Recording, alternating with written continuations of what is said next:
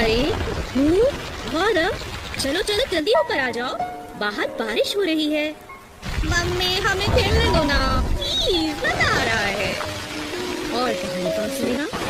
ये मम्मी, आज आप कौन सी कहानी सुनाओगे? आओ मेरे साथ बैठो।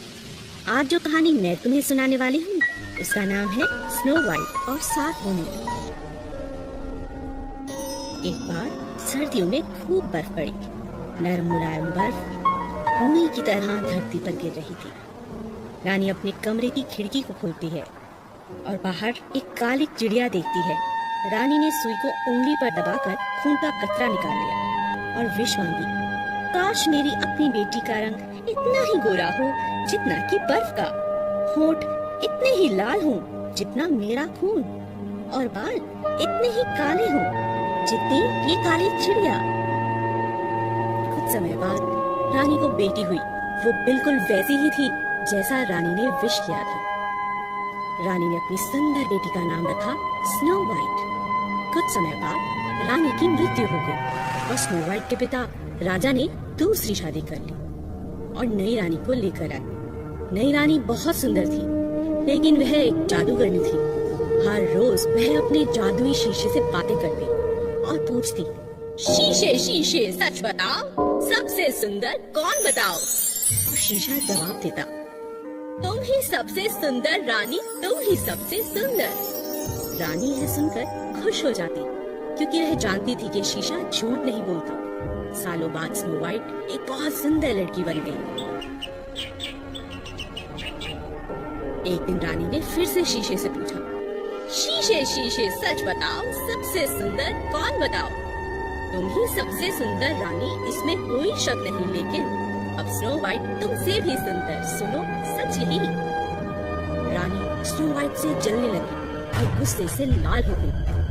रानी ने स्नो वाइट को जान से मार डालने का सोचा। उसने अपने सिपाही को बुलाकर जंगल में ले जाकर स्नो वाइट को मार डालने को कहा और वापसी में स्नो वाइट का दिल लाकर देने को कहा, जिससे रानी को विश्वास हो जाए कि स्नो वाइट मर चुकी है। सिपाही स्नो वाइट को लेकर जंगल में चला गया और उसे मारने के लिए बड़ा सा चाकू निकाल लिया। स्नो वाइट डर गई और सिपाही के सामने गिड़गिड़ाने लगी। सिपाही को स्नो वाइट पर दया आ गई, लेकिन रानी से भी डरते थे। मैं तुम्हें नहीं मार सकता, सिपाही ने कहा, लेकिन मैं तुम्हें वापस राजमहल लेकर नहीं जा सकता। मैं तुम्हें यही जिंदा जंगल में छोड़ देता हूँ, लेकिन वादा करो तुम वापस महल कभी नहीं आओगी। स्नो वाइट ने सिपाही की बात मान ली। सिपाही स्नो वाइट को जंगल में अकेला छोड़ चला गया और रास्ते में एक हिरण का शिकार कर उसका दिल लेकर रानी के पास पहुंचा। रानी को कहा कि यह स्नो वाइट का दिल है।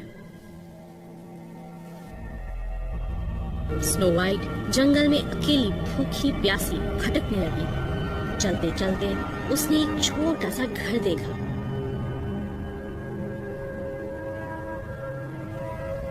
स्नो वाइट ने दरवाजा खटखटाया, लेकिन जब कोई बाहर न आया वह घर के अंदर चली गई। घर के अंदर उसने एक खाने की टेबल देखी जहाँ 7 छोटी छोटी प्लेट्स, 7 चम्मच, 7 प्यारी प्यारी कप और 7 छोटी कटोरियां थी। स्नो वाइट को बहुत भूख लगी थी, इसलिए उसने खाना खाया और घर के अंदर जाकर देखा वहाँ 7 बेड लगे थे। स्नो वाइट बहुत थक चुकी थी, इसलिए वह बेड पर लेटते ही सो गई। ये घर था 7 बोनों का, जो हर रोज पास के खान में जाकर हीरे ढूंढते थे।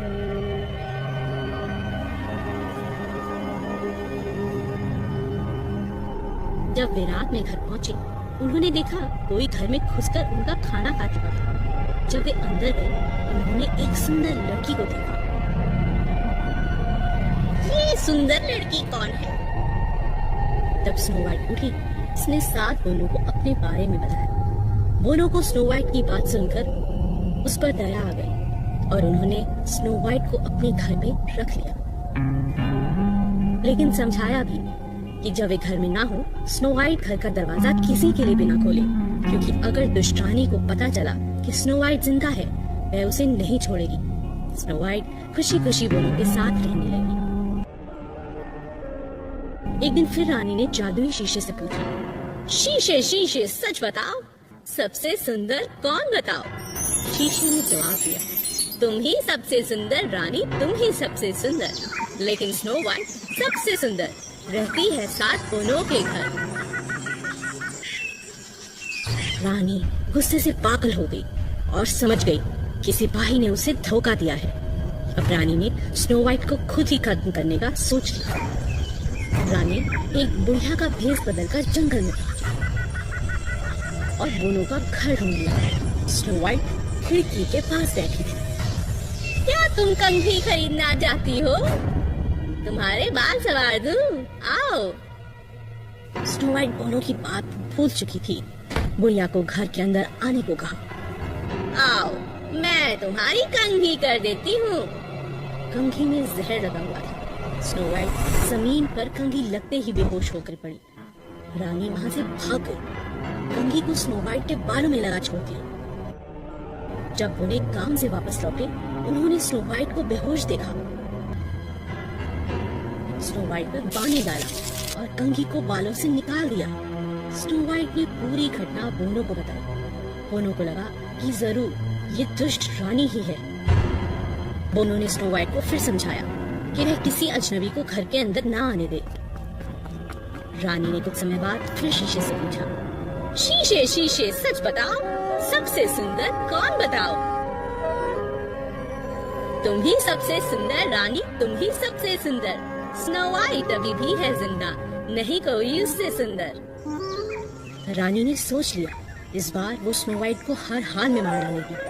रानी फल बेचने वाली का भेष बदल एक बार फिर जंगल में पहुंची। उसके पास बहुत से सेब थे और सबसे ऊपर जहरीला सेब था। सेब ले लो, सेब ले लो, ताजे ताजे सेब ले लो। स्नो व्हाइट ने दरवाजा नहीं खोला, पर वह खिड़की के पास जाकर देखने लगी। दिखाओ कैसे है तुम्हारे सेब, खाकर देखो प्यारी लड़की, ये बहुत स्वादिष्ट है, बहुत ही मीठे हैं। स्नो व्हाइट ने जैसे ही जहरीला सेब खाया, वह जमीन पर गिर पड़ी। रानी हंसती हंसती वहां से चली गई। रानी ने शीशे से फिर पूछा, शीशे शीशे सच बताओ, सबसे सुंदर कौन। तुम ही सबसे सुंदर रानी, तुम ही सबसे सुंदर। रानी खुश हो गई। जब बोनो ने स्नो व्हाइट को मरा हुआ पाया, वे उदास हो गए और एक कांच के कॉफिन में स्नो व्हाइट को रख दिया। बोनो ने अपने बगीचे में फूलों के साथ स्नो व्हाइट का कॉफिन रख दिया और उसे देखने लगा। अचानक एक राजकुमार वहां से गुजरा। जब उसने स्नो व्हाइट को देखा, उसे देखते ही स्नो व्हाइट से प्यार हो गया। राजकुमार ने बोनो से कहा, वह स्नो व्हाइट को अपने साथ तो नहीं ले जा सकता, क्या वो उसे कैसे कर सकता है। बोनो मान गए। राजकुमार ने जैसे ही स्नो व्हाइट को किस किया, सारा जहर गायब हो गया और वह जिंदा हो गई।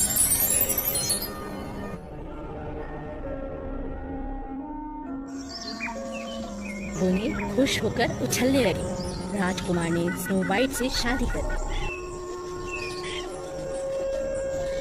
फिर एक दिन रानी ने शीशे से पूछा, शीशे शीशे सच बताओ, सबसे सुंदर कौन।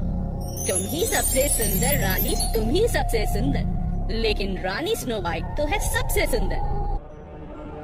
दुष्ट रानी ने गुस्से में आकर शीशे को तोड़ दिया। राजा को पता चल गया कि रानी ने ही स्नो व्हाइट को मारने की कोशिश की थी।